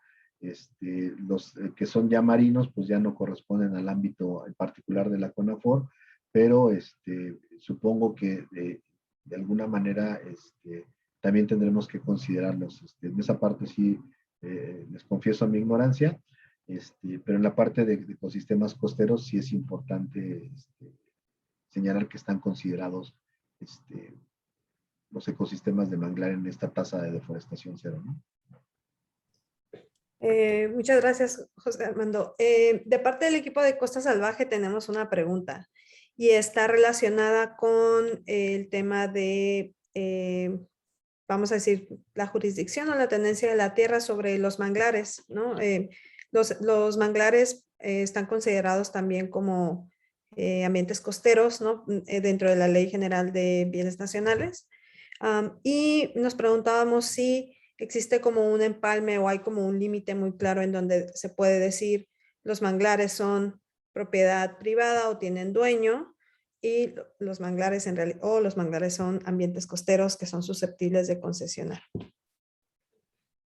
Sí, gracias. Yo creo que es una pregunta que valdría la pena plantearla a un nivel jurídico. No soy experto en el tema, pero de manera práctica, quizá viendo las resoluciones que ha habido en términos de las autorizaciones, por ejemplo, para el aprovechamiento de zonas de manglar, pensaría que si hay un reconocimiento tácito de la propiedad de los terrenos a los particulares en términos generales, ¿no? Es decir, si a través de los instrumentos establecidos tanto en la Ley General de Desarrollo Forestal Sustentable o la Ley General de Vida Silvestre se otorga una autorización para el aprovechamiento de estas zonas de manglar, desde mi punto de vista podría ser un reconocimiento tácito de que se está acreditando adecuadamente la propiedad de esos terrenos y se reconoce pues esa propiedad. Creo que es un tema bastante espinoso, sí, como lo mencionaba el panelista anterior, porque pues sí toca fibras ahí de temas de tenencia de la tierra que son muy importantes y que desde mi punto de vista deben de considerarse caso por caso y resolverse también de la misma manera, ¿no? No me atrevería a dar una opinión tajante en ese sentido, salvo esta opinión de que estos temas se van resolviendo mediante la revisión de los solicitudes de autorización que se van dando por parte de la autoridad competente, ¿no? Gracias. Claro, muchísimas gracias, José Armando. Tenemos otra pregunta y vamos muy bien de tiempo, así que voy a continuar. Desde Sandra Enríquez Polo pregunta, desde la perspectiva de CONAFOR, ¿están impulsando acciones para incluir el carbono azul en el sistema de comercio de emisiones? ¿En la fase piloto o rumbo a la fase operativa? En términos generales, sí. La idea es que, como se mencionó también en la plática anterior, dentro del establecimiento del sistema de comercio de emisiones, se tiene previsto la revisión de los estándares actuales a nivel internacional, como por ejemplo los asociados al MDL o a iniciativas como la que tiene BERRA o sus estándares, o el Climate Action Reserve en el caso de California, que ya tienen un camino andado, ¿no? En este tipo de proyectos, y evaluar si esas metodologías son aplicables al contexto de México. También se tiene previsto que, dadas las necesidades de un desarrollador de proyecto, metodologías propias se puedan presentar a consideración de las autoridades del sistema de comercio de emisiones para considerarse elegibles. Y en este caso, por parte de CONAFOR, lo que estamos viendo es que al menos las metodologías relacionadas hacia el incremento de los acervos de carbono en ecosistemas forestales, incluidos los manglares, sean reconocidas dentro del sistema de comercio de emisiones, ¿no? Entonces, junto con la autoridad competente, en este caso la Semarnat, se está trabajando en el desarrollo de los lineamientos, vamos a decir, o directrices para poder sumar esto. Y esto, la idea es que se pueda iniciar su implementación durante la fase piloto, pero ya como una preparación justamente hacia la parte ya obligatoria, por así decirlo, ¿no?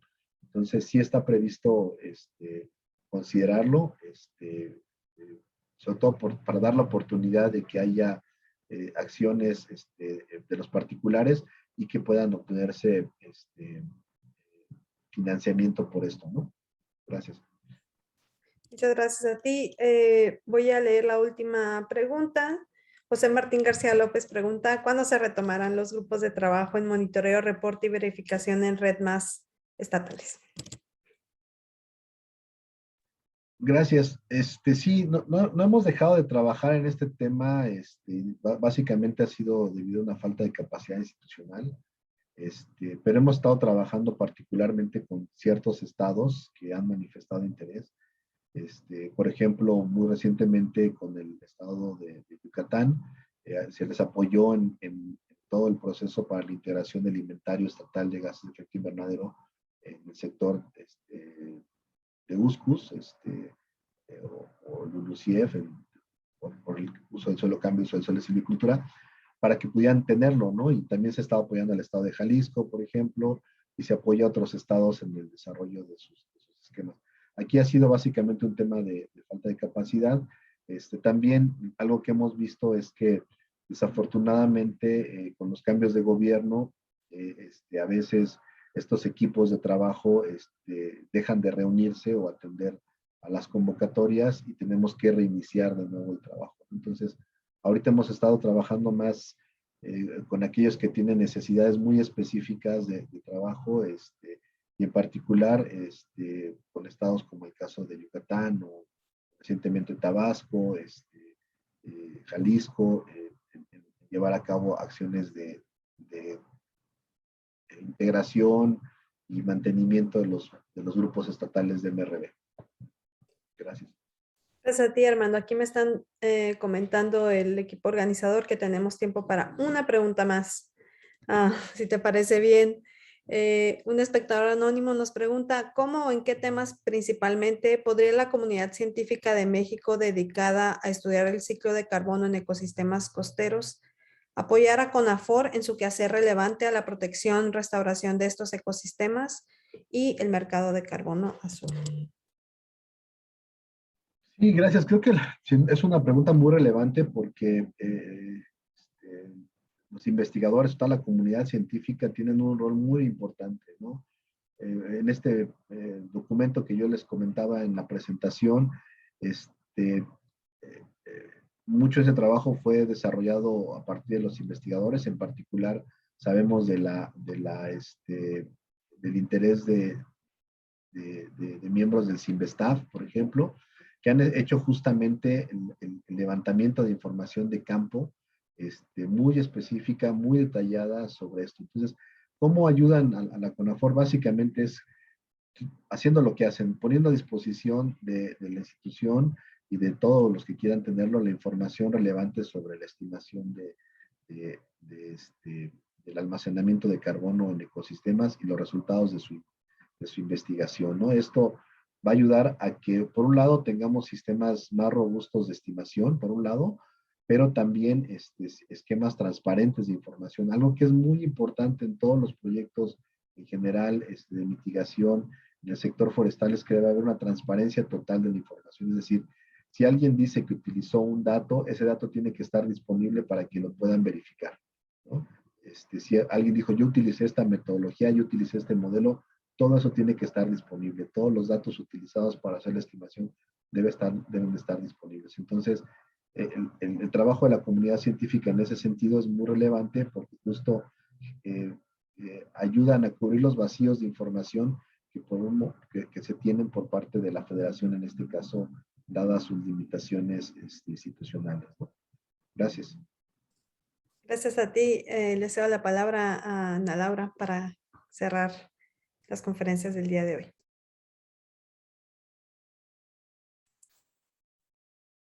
¿Qué tal? Pues muchísimas gracias. Las dos ponencias fueron muy, pero muy interesantes. Creo que ya tenemos un marco claro, legal, y todo lo que implica en esta disyuntiva en cuanto a los almacenes de carbono, ¿no? Tenemos poca área en cuanto a manglares, pero un gran almacenamiento en el suelo. Y por otro lado, pues tenemos ya más claro lo que falta para que esto se legalice y pues empecemos a ser productivos. Pues para mí fue una plática muy enriquecedora, aprendí muchas cosas, creo que ya me había quedado muy en el margen de la actualización de la legalización de las leyes, y pues me dio mucho gusto volver a tener esta información. Pues les agradecemos a todos, muchísimas gracias por todo y pues mañana nos vemos en el cuarto día donde vamos a ver toda la parte de ¿cómo se llama? Ay, se me fue la palabra. De los mercados, ¿no? Aquí lo tengo, de hecho.